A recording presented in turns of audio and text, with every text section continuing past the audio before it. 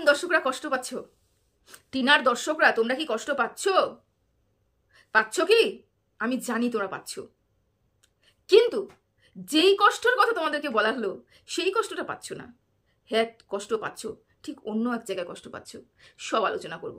তার আগে রিকোয়েস্ট করব, আজকের ভিডিওটা কালকে লাইভ সংক্রান্ত, গোটাটা যদি নাও দেখতে পারো যতটুকু সম্ভব ততটুকু দেখার চেষ্টা করো।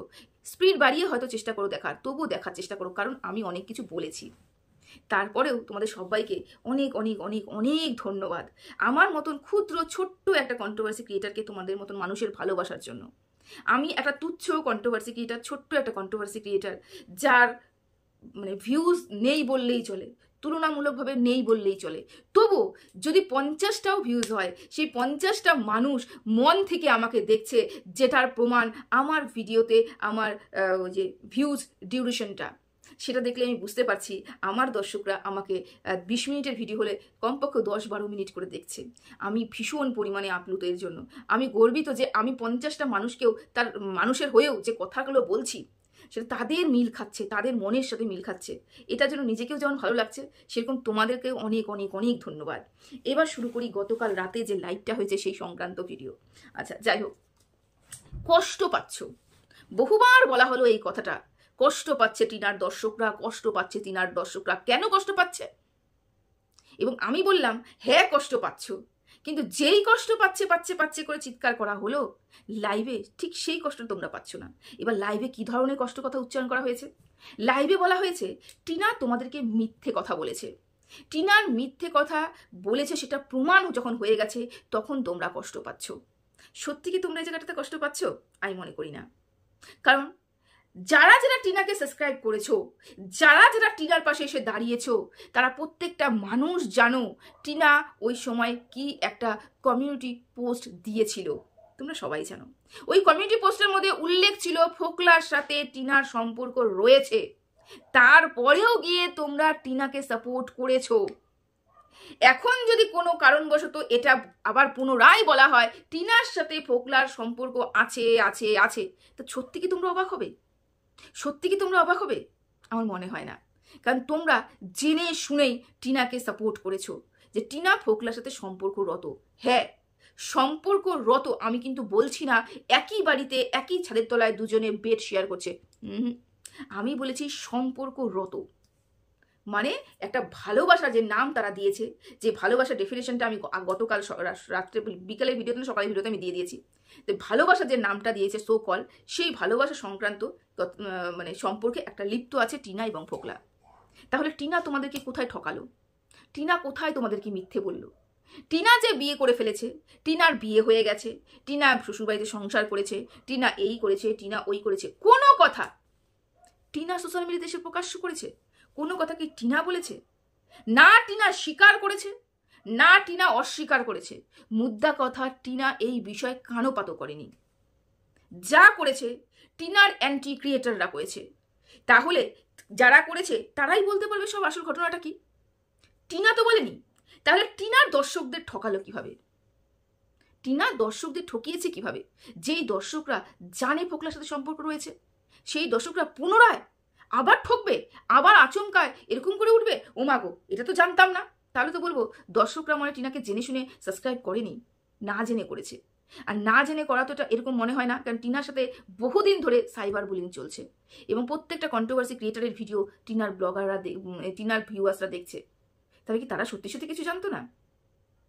আমি জানি তোমরা সব জানতে, আমি জানি, আমার বিশ্বাস তোমরা সব জেনে শুনেও টিনার পাশে দাঁড়িয়েছো। কারণ টিনা একটা মেয়ে, তার একটা স্বাধীনতা রয়েছে, এবং টিনাকে যেই পরিমাণে সাইবার বুলিং সেই সময়টাতে করা হয়েছিল সেই কারণে।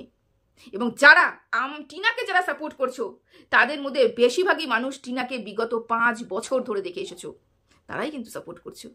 তা তোমরা হাড়ে হাড়ে চেনো টিনা ঠিক কী ধরনের মেয়ে, সেই জন্য তো টিনাকে সাপোর্ট করেছো। তা এটা তো নিশ্চয়ই টিনা তোমাদের ঠকায়নি, টিনা তোমাদের কষ্টও দেয়নি, তাই তো? কষ্ট তোমরা কোন জায়গাটাতে পেয়েছো যেটা আমি বলতে চাইছি? কষ্ট তোমরা এই জায়গাটাতে পাচ্ছ টিনা জেনে শুনে তার ব্লগিং চ্যানেলটাকে নষ্ট করতে বসেছে, এই জায়গাটাতে কষ্ট পাচ্ছ। তোমরা কষ্ট পাচ্ছ টিনা মনোবল হারিয়ে ফেলছে, এই জায়গাটাতে তোমরা কষ্ট পাচ্ছ। তোমরা কষ্ট পাচ্ছ যে টিনা আগের মতন হেসে খেলে একটা বড় ভিডিও তোমাদের সামনে তুলে ধরছে না। তোমরা চাও টিনাকে স্ট্রং দেখতে, তোমরা চাও টিনার ঢাল হয়ে দাঁড়াতে, তোমরা চাও টিনা একটা মেয়ে এবং লড়াই করুক এবং ময়দানে নামুক, এটা তোমরা চাও, এটা তোমরা চাও। এই জায়গাটাতে টিনা কোনো জায়গাতে দুর্বল হয়ে যাচ্ছে, মানসিকভাবে বিধ্বস্ত হয়ে আছে, যে বিধ্বস্তটা তোমরা দেখতে চাচ্ছ না। তার জন্য কি করতে হবে, তোমাদেরকেই গিয়ে কমেন্ট করতে হবে টিনার কমেন্ট বক্সে আর টিনার মা বাবা কমেন্ট বক্সে, যাতে টিনা কমপক্ষে কোনো সাইকিয়াট্রিস্টের কাছে গিয়ে কমপক্ষেও একবার দুবার একটা সেশন নেয় বা একটুখানি কথা বলে, একটু কাউন্সিলিং করুক। এটা আমরা চাই। এই কাউন্সিলিং কিন্তু কোনো খারাপ জিনিস নয়, প্রত্যেকটা মানুষকেই করা উচিত, কিছু বছর বাদে কিছু মাস বাদে প্রত্যেকটা মানুষকে করা উচিত। মেন্টাল হেলথ একদম ঠিক থাকে। তো টিনার এই মুহূর্তে মেন্টাল হেলথ খারাপ হয়ে আছে, এটাই তোমরা দেখতে চাচ্ছ না। একটা লড়াকু টিনাকে তোমরা দেখতে চাচ্ছ, এই জায়গাটাতে তোমাদের মন খারাপ। তোমাদের এই জায়গাটাতে মন খারাপ নয় যে টিনার সাথে ফোকলার সম্পর্ক আছে, এটা তোমরা জানতে। কিছু মানুষ কমেন্ট করেছে যে এই যে টিনার পাশে যারা যারা দাঁড়িয়ে ভিডিও করছে তারা অবাক হচ্ছে না টিনার ফোকলার সম্পর্ক নিয়ে, তার মানে এরা সবকিছু জানতো। তাকে বলে রাখি, টিনার সাথে যে ফোকলার সম্পর্ক আছে টিনা প্রথমেই বলেছে, যখন আমি টিনাকে নিয়ে ভিডিও করতেও শুরু করিনি তখনও জানতাম টিনার সাথে ফোকলার সম্পর্ক আছে। টিনা কমিউনিটি পোস্টে দিয়েছে, এটা নতুন করে অবাক হওয়ার কিছু নেই। নতুন করে অবাক কেন হব, এটা তাকে বলার। দ্বিতীয় কথা বলার, কিছু মানুষ কমেন্ট করেছে সেই লাইভের মধ্যে যে এই যে টিনার পাশে যারা যারা দাঁড়িয়ে আছে, টিনার পাশে যারা যারা দাঁড়িয়ে কন্ট্রোভার্সি করছে তাদের শাস্তি হওয়া উচিত, ভুল ভাল প্রচার সবকিছু করছে, তাদের শাস্তি হওয়া উচিত।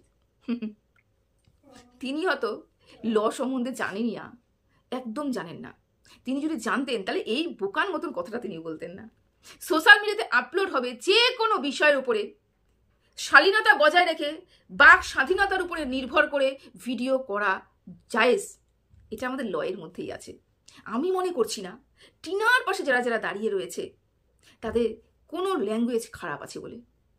আমরা বেচুকে নিয়ে নেগেটিভ ভিডিও করি, খোকাকে নিয়ে নেগেটিভ ভিডিও করি, কিন্তু আমাদের শব্দকোষ থেকে এত সুন্দর সুন্দর শব্দ চয়ন করে আমরা নেগেটিভ কমেন্ট ভিডিও করি যে এখানে কেউ এসে বলতে পারবে না যে তুমি খারাপ ল্যাঙ্গুয়েজ ইউজ করেছো।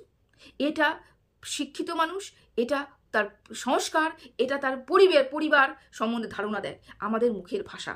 কিন্তু বেচুর পাশে যে কয়জন দাঁড়িয়ে আছে তাদের মুখের ভাষা কোনোদিন গিয়ে শুনেছো তোমরা? কি জঘন্য নিম্ন রুচির মানুষ, তাদের মুখের ভাষা শুনেছো? আমি তো সবার সামনে তাদের ভিডিও চালাতেই পারি না। যদি সবার সামনে ভিডিও চালাই আতঙ্কে থাকি, কোন সময় আমার ছেলে শুনে ফেলবে, কোন সময় মেয়ে শুনে ফেলবে, কোন সময় শাশুড়ি শুনে ফেলবে, হাজব্যান্ড শুনে ফেলবে, আমাকে দিবে ধাওয়া। তাদের ভিডিও আমি কোনো দিনও ইয়ারফোন বা হেডফোন ছাড়া শুনি না। তাদের ভাবতে পারছো, তাদেরকে শুনতে হয়, বাধ্যতামূলক শুনতে হয় কন্টেন্টের জন্য, তাছাড়া কিন্তু আর কিচ্ছু নয়। কিন্তু এদের মুখের ভাষা, এদের মানে জবানের মধ্যে লাগাম রয়েছে কি? যদি কেস করতে হয় তাহলে এদের উপরে কেন হবে না? আমি মনে করি না এদের উপরেও কেস করা প্রয়োজন। আমি মনে করি সোশ্যাল মিডিয়াতে যা যা আপলোড হচ্ছে প্রত্যেকটার উপরে প্রত্যেকটা মানুষ ভিডিও করতে পারে। ওদের উপরে যদি কেস হয় তাহলে শুধুমাত্র তাদের ল্যাঙ্গুয়েজটা খারাপ করেছে বলে হবে, ভিডিও করেছে বলে হবে না, কারোর সম্বন্ধে কোনো নেগেটিভ ভিডিও করছে বলে হবে না, তারা নোংরা ভাষা বলে অ্যাটাক করছে বলে হতে পারে। আশা করি তোমাদের ল সম্বন্ধে এতটুকু জানাতে পারলাম। যেই কমেন্টটা করেছো, আমরা এই সমাজে বাস করি, আমাদের প্রত্যেকটা মানুষের বলার অধিকার রয়েছে। এ কথা যদি চিৎকার করেও বলি তোমাদের মতন কিছু মানুষ বুঝবে না, তোমরা আবার বলতে বসবে ওর শাস্তি হওয়া উচিত, ওর শাস্তি হওয়া উচিত, ওর শাস্তি হওয়া উচিত। তার আগে একটু লটা জানতে হবে। আমি একটা ফিল্ম আর্টিস্টকে ভালোবাসি, সেটাকে শাহরুখ খান বা সালমান হতে পারে। এবার সালমানকে নিয়ে প্রচুর কন্ট্রোভার্সি রয়েছে, কিন্তু আমি সালমানকে ভালোবাসি। আমি সালমানের ভালো দিকটাই ধরবো এবং সেটা নিয়ে আমি ভিডিও করব। কেউ আছে সালমানের নেগেটিভ দিকটা ধরবে এবং সেটা নিয়ে ভিডিও করবে। বুঝতে পেরেছো? তার মানে এটা নয় যে এই যে সালমানকে নিয়ে আমি ভিডিও করছি বলে আমাকে অ্যারেস্ট করা হবে, আমার উপরে কেস করা হবে। তাহলে এই আমাদের গণতান্ত্রিক রাজ্যে কেউ, এই গণতান্ত্রিক সমাজে কেউ কোনোদিন মুখ খুলতেই পারতো না, প্রতিবাদ হতোই না, আওয়াজ কেউ তুলতোই না, আন্দোলন কেউ করতোই না। বলার আগে তো কমপক্ষে মানুষের লটা একটু পোছে যে কথাটা আমি বলছি সেই কথা উপযুক্ত কথা কিনা, যেখানে গিয়ে বলছি সেই কথাটা কি সেখানে উপযুক্ত। যাই হোক, সেটা বাদ দিলাম। এবার আসি ভেতরে অনেক কিছু চলছে। ভেতরে কি কি চলছে আপনারা কিছু জানেন না। আপনারা কিছু বুঝতে পারছেন না, ভেতরে ভিতরে অনেক কিছু হয়ে যাচ্ছে, ভিতরে ঝড় উঠে যাচ্ছে, এই হয়ে যাচ্ছে, ওই হয়ে যাচ্ছে। আচ্ছা, বাস্তব কথা তোমরা কেউ চাও ভেতরের কথা শুনতে? যারা এই ভিডিওটা দেখতে এসেছো তারা কারা কারা ভেতরের খবর শুনতে চাও? কেউ চাও ভেতরের খবর শুনতে? আমি মনে করি না। আমি মনে করি টিনাকে তোমরা একটা স্ক্রিনে দেখতে চাও, যে স্ক্রিনটার ভিডিও ডিউরেশনটা 20 মিনিট হবে বা 25 মিনিটের হবে। টিনা সারাদিন কি করছে না করছে তার জীবন যেটা তোমরা দেখতে চাও। টিনার ভেতরে কি ঘটনাটা ঘটে গেছে, কি হচ্ছে, সেটা কি টিনা কোনোদিনও তার ভিডিওর মধ্যে প্রকাশ্যে এনেছে? আনিনি। কিন্তু তাহলে তোমরা কেন ভিডিওর ভেতরের খবর জানতে চাইবে? সালমান খানকে তোমরা ভালোবাসো, তার ভেতরে কি ঘটনাটা ঘটছে, তার বাড়িতে কি ঘটনা হচ্ছে, বাড়িতে কি রান্না হচ্ছে, বাড়িতে কবে পুলিশ হানা দিচ্ছে, বাড়িতে কি হচ্ছে না হচ্ছে, সেটা কি তোমাদের জানার অধিকার রয়েছে? সেটা তার পার্সোনাল লাইফ নয়? অবশ্যই পার্সোনাল লাইফ। তা ভেতরের খবর আমি মনে করি না টিনার দর্শকরা শুনতে চায়। হ্যাঁ, টিনার দর্শকরা মানে এই যে টিনা যে পেছনে কাজগুলো করছে তার ফলস্বরূপ কিছু একটা দেখতে চায়, কিন্তু কিভাবে হচ্ছে, কি হচ্ছে, কত দূর হচ্ছে আমি মনে করি না জানতে চাই। আমি জানি টিনার উপরে টিনার দর্শকদের বিশ্বাস রয়েছে যে টিনা যেই পথ দিয়ে চলছে, যেখানে যেভাবে চলছে, নিশ্চয়ই টিনা ঠিক একটা জায়গার মতন পৌঁছবে। আমাদের এই দেশে আমরা জানি ভুয়ো ভুয়ো কেস পড়ে আছে কোর্টে। একটা মানুষের কাছে মানে একটা কেস বহুদিন বহুদিন বহুদিন ধরে চলে। তা টিনা তো নিশ্চয়ই অন্য জগৎ থেকে আসেনি, ওর কেসটাতে একটু যথাযথ সময় লাগবে। এবং এই যে কিছু মানুষ এতদিন ধরে চিৎকার করে এসেছে বক দাদা ফেক, বক দাদা ফেক, বক দাদা ফেক, বক দাদা কিচ্ছু করতে পারিনি, বক দাদা ভুয়ো পথে নিয়ে চলে যাচ্ছে, তাদেরকে প্রমাণ তো গতকাল লাইভে দেওয়া হলো যে বক কাট্টু কাঠ লড়াই দিয়েছে, কাট্টু কাঠ লড়াই দিয়েছে বক।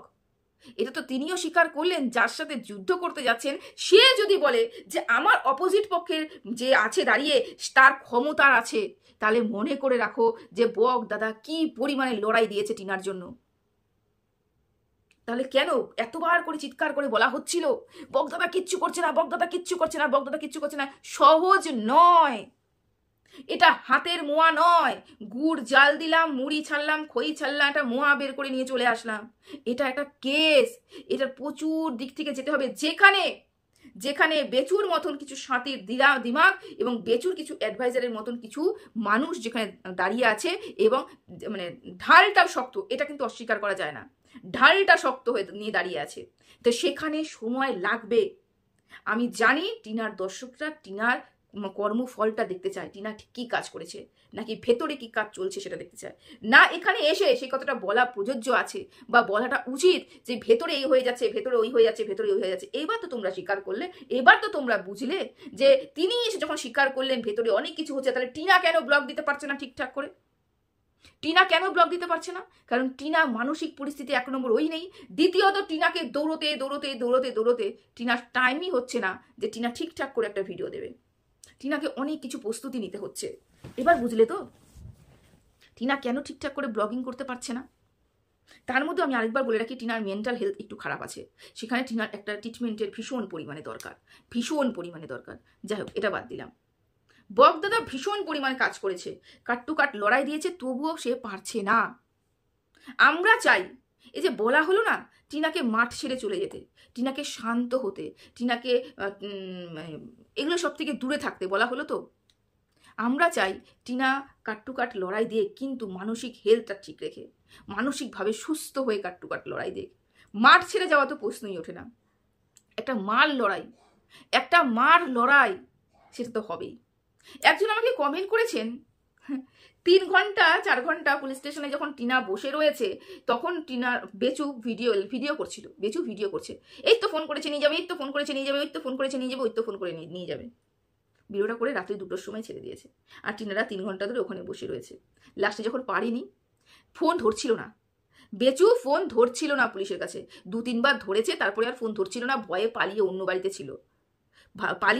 ছিল, ফোন ধরছিল না। রাতের পর রাত গড়িয়ে যাচ্ছে, ওই মেয়েটা পুলিশ স্টেশনে বসে আছে, লাস্টে বাধ্য হয়ে ওখানে গিয়ে বলছে আজকে আমরা যাই, অনেক রাত হয়ে গেছে, বেচু তো ফোন ধরছে না। তারপরে ওর কি মানসিকতা হয়েছে, কার সাথে কথা বলেছে, কি করেছে না করেছে, যখন ওরা বেরিয়ে গেছে তখন গিয়ে বেচু ফোন ধরেছে বা ফোন করেছে হয়তো। তো সেই কারণেই বলছি, বলার সময় তো চিন্তা করে বলতে হবে কোন পরিস্থিতি কখন কিভাবে কেন হয়েছে। বেচু যদি সেই সময় ভিডিও না করে ভিডিও না করে ভেতরে ভেতরে সব কিছু রেখে সন্তানকে দিতে চলে যেত, তাহলে আজকে সংসারটাই বেঁচে যেত। আজকে যা হয়েছে, যতটুকু হয়েছে বেচুর কর্মফলের জন্য হয়েছে। বেচুর সংসারটাকে হতে দেয়নি।